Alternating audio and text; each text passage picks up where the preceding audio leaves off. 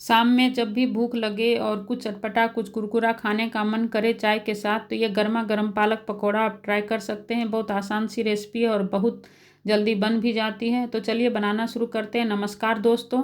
तो सबसे पहले हम ताज़े पालक को अच्छे से धोकर काट लिए हैं और यहाँ पर हरी प्याज की पत्तियाँ को भी काट लिए हैं, 2-3 प्याज को भी काट लिए हैं, 2-3 हरी मिर्च को भी काट लिए हैं। यहाँ पर 10-12 लहसुन की कलियाँ को छीलकर अच्छे से मंजिस्ते में कूट लेंगे।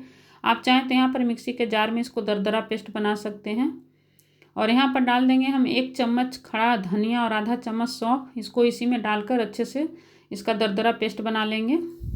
अब चलिए पकौड़े के लिए घोल तैयार कर लेते हैं। यहाँ पर पालक डाल देंगे और हरी प्याज की पत्तियाँ भी डाल देंगे और प्याज 2-3 जो काटे थे वो भी डाल देंगे और यहाँ पर हरी मिर्च भी डाल रहे हैं। अगर बच्चे खा रहे हैं तो हरी मिर्च को स्किप कर दीजिएगा। यहाँ पर 1 कटोरी बेसन डाल दिए हैं और अजवाइन डाल दिए हैं और यहाँ पर आप चावल का आटा भी डाल सकते हैं। यहाँ पर कूटा हुआ दरदरा पेस्ट वो जो डाल दिए हैं और यहाँ पर कुछ सूखे मसाले, हल्दी पाउडर, मिर्ची पाउडर और यहाँ पर खड़ा धनिया और यहाँ पर हम डाल देंगे स्वादानुसार नमक और सारे को अच्छे से मिक्स करेंगे। यहाँ पर पालक जो है पानी छोड़ता है, आप चाहें तो यहाँ पर हल्का हल्का पानी डालकर घोल तैयार कर सकते हैं।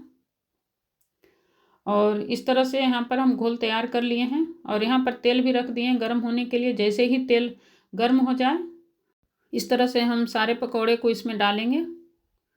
आप यहाँ पर चम्मच या हाथ की सहायता से डाल सकते हैं और सुनहरा होने तक, कुरकुरा होने तक इसको हम फ्राई करेंगे।